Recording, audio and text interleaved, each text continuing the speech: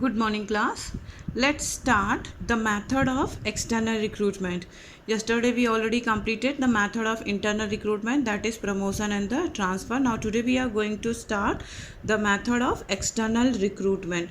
The first method of external recruitment is by the placement agencies. Okay, so there are some placement agencies or to whom the company will inform that we need near about 40 to 30 employees.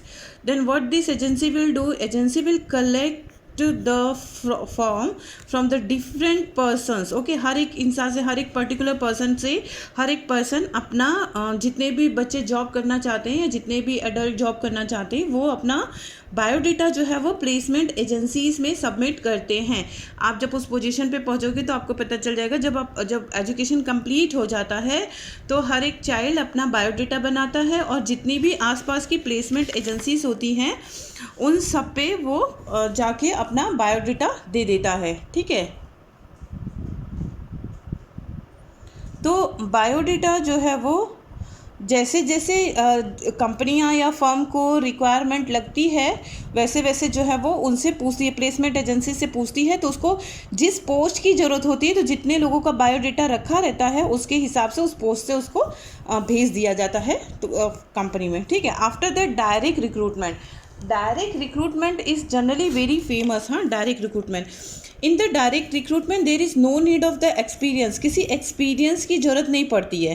ठीक है, direct recruitment मतलब the company will paste the notice that we need some employees on the gate of the firm और on the gate of the organisation के gate पे company notice लगा देती है कि भाई अभी हमको एम्प्लॉयज़ चाहिए जो जिसको जिसको आना है वो काम करो. ऐसे में जनरली वर्कर लेवल का वर्क होता है. डायरेक्ट रिक्रूटमेंट वर्कर लेवल का होता है. ठीक है, जैसे कि कोई लोडिंग डीलोडिंग करनी है सामान का, शिप पे जैसे सामान आया तो शिप पे से उतार के ट्रक में रखना है तो इमीडिएट जो है वो वहाँ पे लग जाता है कि एक पेस्ट कर देते हैं एक न्यूज़पेपर पे या फिर वहाँ पे ऐसे डोर पे या गेट पे पेस्ट कर देते हैं कि वी नीड एम्प्लॉय. तो वो जो है वो आ जाते हैं, तुरंत आते हैं, तुरंत जो है काम करते हैं, पैसा लेते हैं, चले जाते हैं. जैसे आप लोगों ने देखा होगा लेबर चौराहा पे जो लेबर अवेलेबल होते हैं they are the direct recruitment. मतलब उनको डायरेक्ट वहाँ से उठा के लेके जाओ, कोई मतलब उनका सिलेक्शन करने की जरूरत नहीं, कोई सिलेक्शन प्रोसेस करने की जरूरत नहीं, बस वहाँ से उठा के ले जाओ, काम करवाओ और वापस लेकर आओ.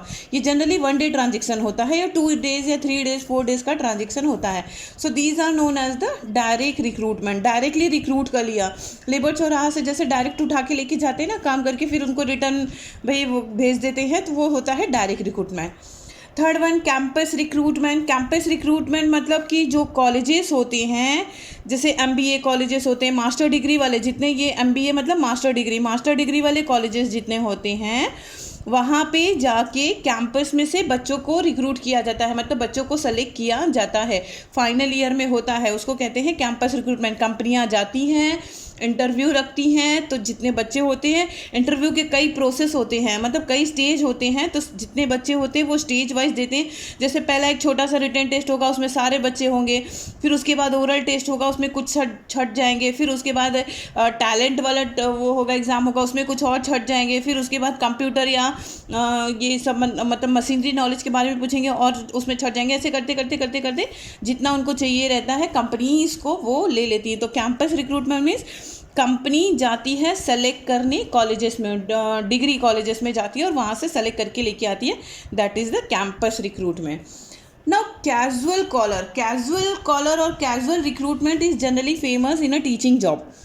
ये टीचिंग जॉब में जनरली बहुत फेमस है कैजुअल कॉलर और कैजुअल जो है वो रिक्रूटमेंट. जनरली ऐसा होता है कि सब लोग अपना अपना बायोडेटा स्कूल्स में छोड़ के जाते हैं. अब स्कूल को ज़रूरत नहीं होती है उस वक्त, लेकिन जब ज़रूरत होती तो उसको ही बुलाती है. जैसे मान लो कि अभी कंपनी ने एक फिजिक्स के या फिर केमिस्ट्री के टीचर्स की रिक्वायरमेंट निकाली है. ठीक है, तो जब रिक्वायरमेंट निकाली है तो टीचर तो एक ही चाहिए. ठीक है। लेकिन इंटरव्यू के लिए तो कम से कम 5 लोग आएंगे, आते 10 लोग हैं, 10 लोगों में से 5 लोगों का फॉर्म सेलेक्ट होता है, तो इंटरव्यू में तो 5 लोगों को लिया जाता है, 5 में से एक ही को सेलेक्ट किया जाना है, क्योंकि हमारे पास एक ही पोस्ट है। तो जो 4 बचे हुए हैं ये कैजुअल कॉलर होते हैं। कैजुअल कॉलर मतलब किसी सर्कमस्टेंसेस में अगर ये टीचर यहाँ से चला जाता है, मान लो उसकी गवर्नमेंट जॉब लग गई, वो यहाँ से चला गया, किसी भी सर्कमस्टेंसेस में अगर वो चला जाता है तो नया रिक्रूट करने के बजाय इन्हीं 4 में से किसी और को बुला लेंगे। जिसको बुलाएंगे मान लो वो भी वहाँ से चला जाता है, उसका भी कोई मतलब और कहीं सेटलमेंट हो गया, तो फिर जो 3 रहते हैं उसमें से बुला लेंगे। That is known as the casual caller. Casual caller मतलब कंपनी को या ऑर्गेनाइजेशन को हमारे बारे में पहले से ही पता है, जब उसको ज़रूरत पड़ेगी तब वो हमें बुला लेगी। So that is known as the casual. हमें पता नहीं है कि कभी भी कॉल आ सकती है, नहीं भी आ सकती है, हाँ ज़रूरी नहीं है कि कॉल आए, नहीं भी आ सकती है, लेकिन कैजुअली कॉल आ जाती है कि भैया आप आ जाइए कल से, तो that is known as the casual caller. Now employees recommendation, कोई एम्प्लॉई अगर रिकमेंड कर देता है कि भाई ये हमारे भाई हैं या हमारे चाचा के लड़के हैं या हमारे नेबर हैं, इनको भी ये वाले जॉब समझ में आता है या इन्होंने ये जॉब किया है, इनका इतना एक्सपीरियंस है, ये है, तो एम्प्लॉयज़ के रिकमेंडेशन से भी होता है, तो वो एक्सटर्नल आ जाता है। ठीक है।